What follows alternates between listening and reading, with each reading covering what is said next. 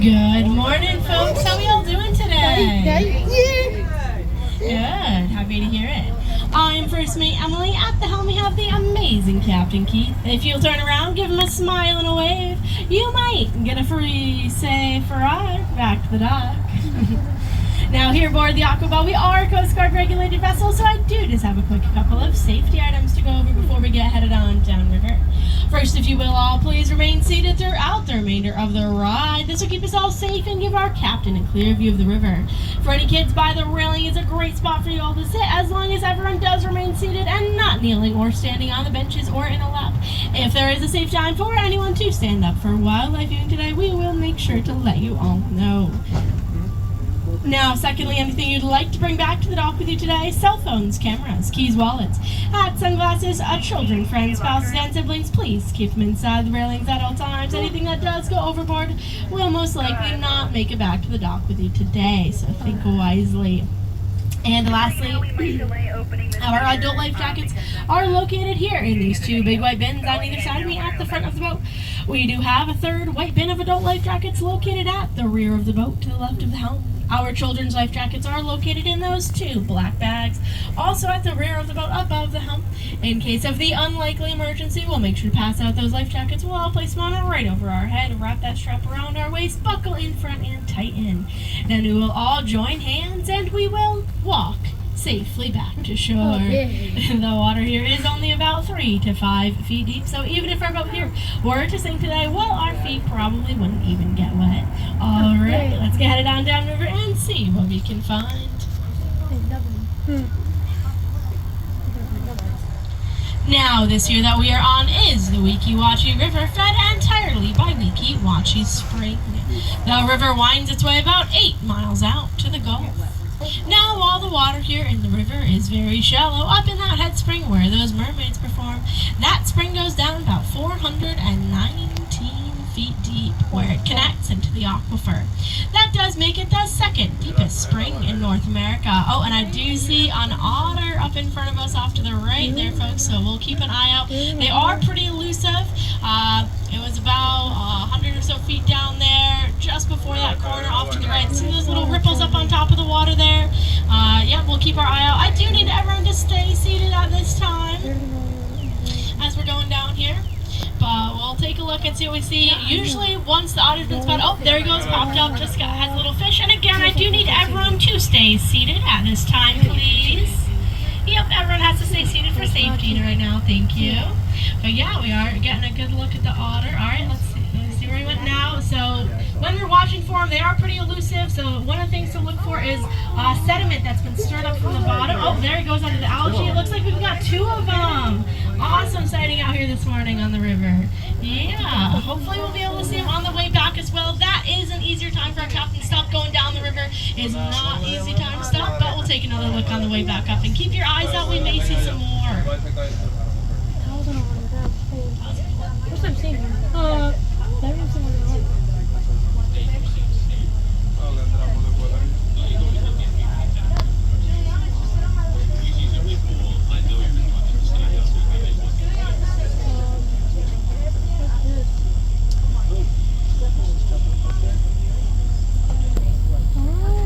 Now, Weeki Wachee is also a first magnitude spring, meaning it puts out over 100 million gallons of water every single day from the aquifer to feed this beautiful river here.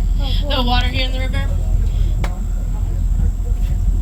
that would give every Florida resident about 84 glasses of water to drink here each day. Now, the water here in the river comes out at about 72 to 74 degrees all year round. Anyone from up north will think that's a lovely ambiance temperature. Anyone from down here will think that it's freezing. Raise your hand if you think that it's freezing. Those here, folks, are your locals. The rest of you can ask them for restaurant recommendations on your way out.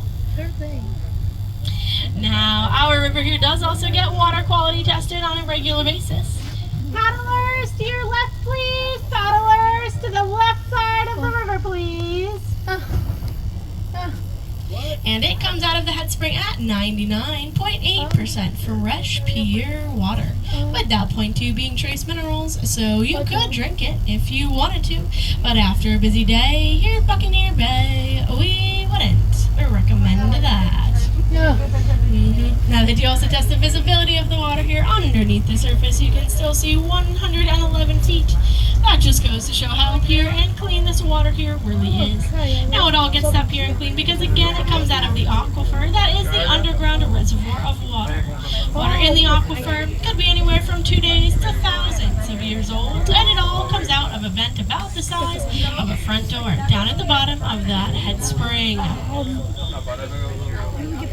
Now, coming up off to our left-hand side here, we're going to have a couple of bald cypress trees.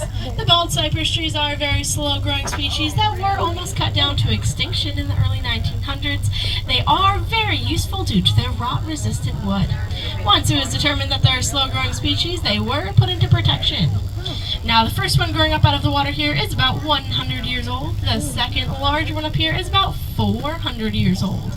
Those structures you'll see all around its base there, those are the cypress knees. The cypress knees help to provide stability to the tree as well as providing oxygen to the rest of the roots. We do have some cypress trees here in the park that are about 600 years old. Now, there's a couple different fish species we can look for as we head on downriver. All those gray fish you'll see here below us, those are mullet. Mullet are known for leaping up out of the water. They can jump up to 6 times in a row and at a distance of 10 to 12 feet. There's a couple different reasons why they might be jumping. Now, some of them are just adrenaline junkies, but more realistically, they're leaping up to escape from a predator, get more oxygen, or another reason could be is that they are a bottom feeder, and sometimes they get things like algae stuck on their gills. So leaping up out of the water and slapping themselves back down will help to dislodge it, kind of like the equivalent of us blowing our noses. Now, we could also look for the sheepshead in the river today. Oh, and folks, coming up off here to our right-hand side, we do have a small alligator just to the left of the platform here, out in the water a little ways. A pretty small one, about less than 3 feet long there. We don't get alligators out here too commonly on the river. Now, the main reason for that is the clarity of the water. Alligators themselves are an ambush predator who do typically like swampier, murkier waters where they can hide and wait for their prey to come to them. Here in our beautifully clear waters, they wouldn't be able to do that too well, so we really don't see them very often. Now, the ones that we do see are just like that little guy, juveniles about 2 to 4 feet in length, and we rangers consider it a treat when we do get to see them. Now, off here to the right, we've got Mrs. Cheryl and Mr. Mike out here with the Hernando County School Group. They are teachers at the Springs Coast Environmental Education Center. So every day they bring students from around Hernando County out here to the spring environment to do some hands-on learning. Yeah. Now, back to those sheepshead. They've got that very funky human-like set of teeth. Now, they use those teeth to grind up crustaceans and mollusks. That's their primary food source. So they're not really a threat or a danger to us, but I still wouldn't go sticking your finger in any of their mouths. Now, we could also look for the needlefish in the river today. The needlefish are very long and skinny fish. They move their bodies just like this grass here does at the bottom of the river. So oftentimes they will blend right in, but if you look closely, you might be able to spot some. Now, they can swim backwards, and they are some of the only fish to be able to do so, making it a pretty unique characteristic.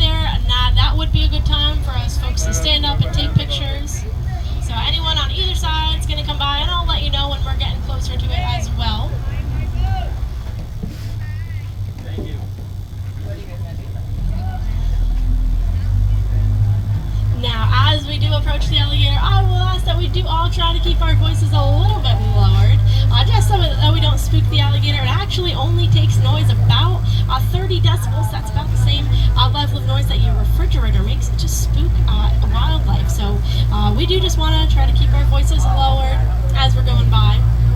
So it's going to be tucked right in just to the left of us here by this dock. Again, when we first saw it coming down, it was to the left of the dock, so we'll take a look in the corner. They're really lazy. They don't move around a whole lot, so chances are he's likely in the same spot. Well, we'll take a look and see what we see here.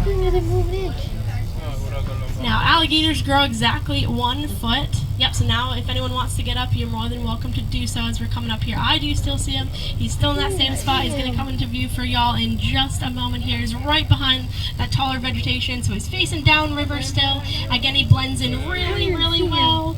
And there he is coming into view for y'all, some of y'all. Facing downriver. Mostly what we're seeing is his back, sticking up a little bit of his head and a little bit of the tail back there. Yeah. Yeah, so alligators grow exactly 1 foot for the first 3 years of their life. And then after that, their growth rate will slow down quite a bit. There he is. But this one here is exactly 3 years old, and we can tell that by the length. Now, like I was saying, alligators are a pretty lazy animal. They'll spend just their time during the day doing exactly this. They are an ambush predator, so they're not typically likely to attack you if you do encounter one in the wild. Though the best thing to do is just to keep your distance. There's a couple of reasons why they may feel the need to approach you. One is that they could feel threatened. There is, the legal recommended distance to keep from an alligator when you do encounter one is about 30 feet by foot or by kayak. So just keep your distance. But again, they're not likely to attack you if you're not bothering them. So just keep your distance. And another reason that they may approach is that they have unfortunately been fed by another person. So now they've come to associate people with a food source. Not eating you specifically, but maybe they think that maybe you have something for them. So that is, as we say around here, a fed gator is a dead gator. So that is why here in Florida it is illegal to feed the wildlife. They are more than perfectly capable of obtaining food on their own. So there is no reason for us to feed them. As long as we're leaving them alone, they will leave us alone as well. We can all coexist peacefully.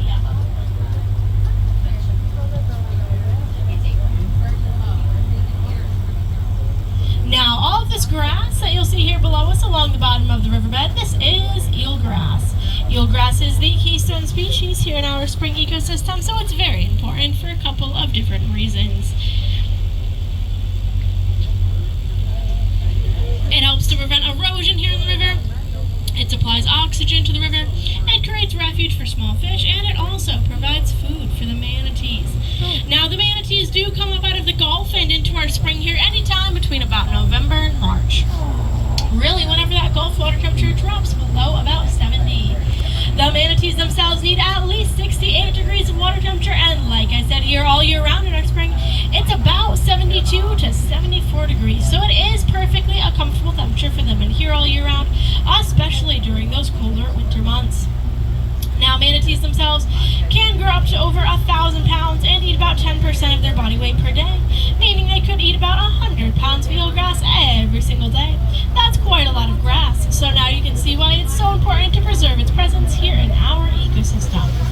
Now, if you were to take a trip downriver, as you travel further and further downriver, you would unfortunately start to see less and less eelgrass. That is the sign of a deteriorated ecosystem due to recreational overuse. So recently they have put into effect the Springs Protection Zone Act, which extends 5.6 miles from the head spring all the way down to Rogers Park. Now that does ban anchoring, grounding, mooring, and beaching of vessels of any type alongside either edge and the bottom of the river. Now that is to prevent further trampling and erosion of the eelgrass and to allow it to regrow and keep our beautiful ecosystem here healthy and thriving for generations to come. So if you are planning to make a trip downriver, just please make sure to read up on those river rules and do abide by them as you go along. Again, I know it could be tempting to exit your vessel and step out into the river here, but our rules are in place for the continued health and protection of our beautiful river here. We do need everyone, including our visitors, to help and do their part.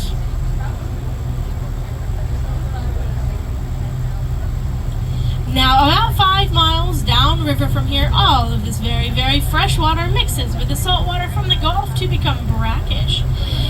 Down there is a tidal influence on the river. Up here, not so much. But coming up off to either side of us can be a great spot to look for those sheep's head. Again, they are the black and white striped fish, and they do like to hang out all along the bottom of the riverbed here, especially in the sandier areas underneath all of the sticks. Now, both the sheep's head and the mullet, those are the gray ones, they are actually a salt water fish. But they use a process called rehealing to travel between the two water types and tolerate a wide range of salinities. Now, the lighter fish have more recently spent a lot of time here in the spring. The darker fish have more recently spent a lot of time out in the Gulf. So they're not different fish, they've just been in different places. We do get a handful of other saltwater fish up here in the freshwater spring as well. Those would include the jack crevalle, snook, and gar. Those are all fish that possess that same rehealing ability. Now, as for freshwater fish, we mostly see largemouth bass and a variety of different sunfish. We see the bluegill, the red ear, and the red-breasted sunfish as well. Now, fishing is not allowed in the first 4 miles of the river that is protected by the state park. Downriver, outside of that boundary, fishing is allowed, but again, the number one fish that we do see here on this river are these mullet, who are vegetarians, not very easily caught on a rod and reel, so I don't typically recommend the river here for too much fishing anyways.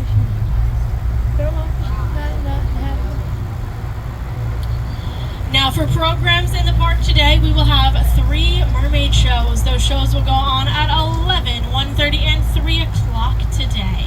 All of those shows will be The Little Mermaid. They will open the doors half an hour beforehand for each of those shows. That will be 10:30, 1 o'clock, and 2:30 respectively. And now, just to let you all know, people do line up about half an hour before that, so think an hour before showtime.